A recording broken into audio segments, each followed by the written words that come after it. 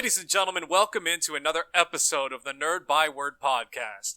Now, normally we begin each week with 2 nerd news stories, but something happened within the past week, and we're only going to have one nerd news story because it's quite a whopper. Dave, what are we talking about?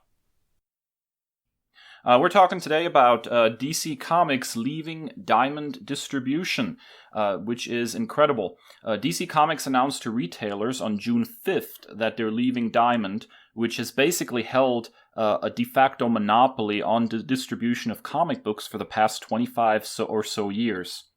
According to The Hollywood Reporter, COVID-19 likely had an impact on this decision, as Diamond decided to halt distribution during the pandemic and then also withheld payments to publishers due to cash flow problems. Moving forward, DC will be using Penguin Random House for their trades and books, while 2 new companies, Lunar and UCS, will distribute their monthly periodicals. Lunar is run by a mail-order service Discount Comic Book Service, while UCS appears to be owned by notable retailer Midtown Comics. So in the statement that DC sent to retailers, they said, and I quote, DC has been analyzing its direct market distribution for some time, long before COVID, specifically in light of sustained, stagnant market growth. The timing of this decision to move on from Diamond was ultimately dictated by the fact that DC's contract with Diamond has expired.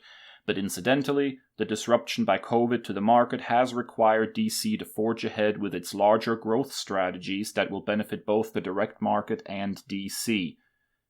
So, what do you think, Chris, is going to be the immediate impact of this move? Well, I read a fantastic article for comicsbeat.com that was done by Heidi McDonald, and it was kind of like a peek behind the curtain. And some of the industry experts that she spoke to said that while they feel that Diamond needed pressure, and it's been a long time coming due to the de facto monopoly that you referenced, they believe it's the worst timing possible, with comic book shops, losing out so much business due to the pandemic and state regulations about, that limit their ability to open and the sales that they can make with curbside and everything. And especially with no new content coming out for, a month and a half to 2 months, that really hurts sales as well. Now, some other factors that I did notice in that article by Ms. McDonald were that there are slightly higher shipping costs with Lunar and UCS at this time, but the comic shop owners and the retailers who have received shipping from these 2 distributors found that they had better shipping quality, something that Diamond distributing was famously bad for. I've spoken to multiple comic shop owners here in our region, and that they seem to echo the same sentiments there. She had a quote in there from Diamond owner Steve Geppy about how disappointed he was, and is the worst possible timing. If we're being honest, in layman's terms, he kind of sounded like a bitter ex who had got dumped, and just wanted to kind of drag in the mud the name of their ex. Now, graphic novels, one interesting point that I found out, that the graphic novels have been filled by other distributors, particularly Penguin Random House, for quite some time. That Diamond had not been in charge of that. So that doesn't seem like it's going to be a huge transition in this immediate impact.